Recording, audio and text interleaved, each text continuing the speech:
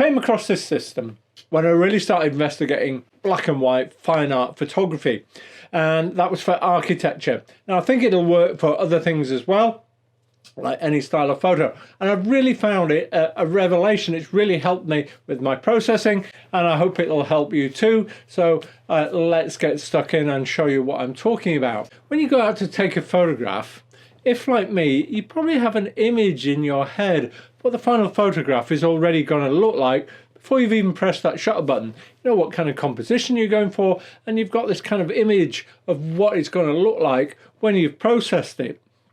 Now, I've been taking this one step further, using a technique of drawing what my photo is going to end up like. Now, for black and white, it's much easier because you're just basically using a pencil, so you're only looking at shades of grey. But first thing I needed to understand was what all these shades are and what I need to do with them. So if you Google how to draw light and shade, or how to sketch with a pencil, you often get a classic tutorial that will use something like an apple or a round shape like I've got here. So we set off with this round shape, and what we're trying to do is make a two-dimensional object appear three-dimensional. Exactly the same thing as you want to do with a photograph. The first decision we're going to make is where the light is going to come from.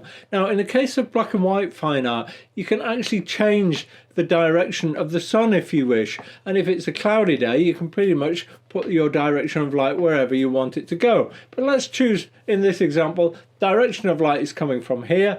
I've got this round sphere, and from that it's going to cast the shadow here, and then you're going to get a very dark shadow right under the sphere. This is called the occlusion shadow.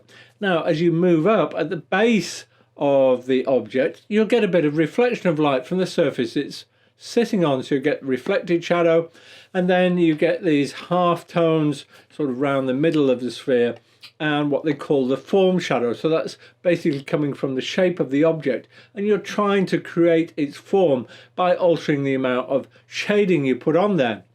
And then of course the bits we're all familiar with is where the light hits it, you get your highlights and a light area. So now that you've understood that, there's one other thing that might be useful for you and you've probably come across. Ansel Adams, one of the most famous black and white photographers who did a lot of fine artwork, did a massive amount of processing in his darkroom, and he used a zone system where basically he went from zone 0 for black to zone 10 for pure white. And what I'm trying to do in my sketch is capture all those 11 zones, and they'll end up in my final photograph as well. Recently I visited Preston to take a picture of the bus station. Not something you'd think of as a classic bit of architecture, but actually it's quite famous for its brutalistic style. It was refurbished a few years ago, so now it looks better than it has done for some time. And I had a vision in mind of what I wanted this to look like, so I took this long exposure photograph. The next thing I did some very basic processing on it, just literally hit auto in Lightroom, and I exported this photograph, and I'm using an app called Procreate to create my sketches. There's one good reason for that, is I'll hold my hands up, I'm pretty crap at drawing, so it's much easier if I can trace something. So I import that into Procreate. I'm doing this on an iPad, and now I can put that down as a layer. I can put a new layer over the top and just trace over the key parts of the structure. Once I've done that, I can then impose my vision on the sketch. I can make the areas that I want to be dark and black and white, and create a vision of how I want my final photograph to look. And this is kind of where my starting point. The finished photograph might look a bit different because it tends to be a bit of a work in progress. And this is a slight difference between when we get into the debate about whether photography is art or not.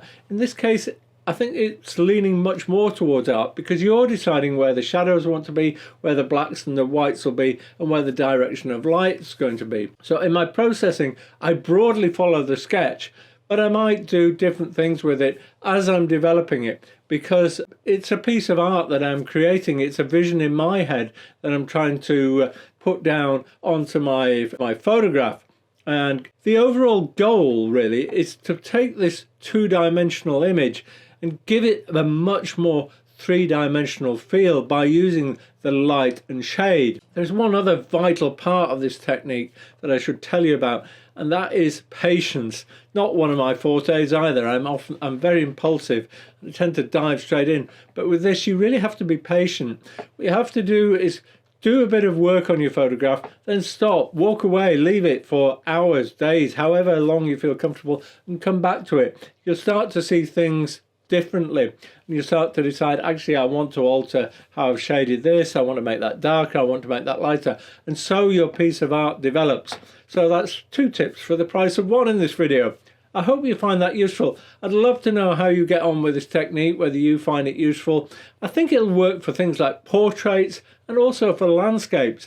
It doesn't have to be just this black and white fine art style. It can help you decide really which highlights, which shadows, which midtones, how you want to emphasize them in your photograph when you're coming through to the editing process. Let me know how you got on, and in the meantime, go out and have some fun with your camera, and I look forward to seeing you in the next video.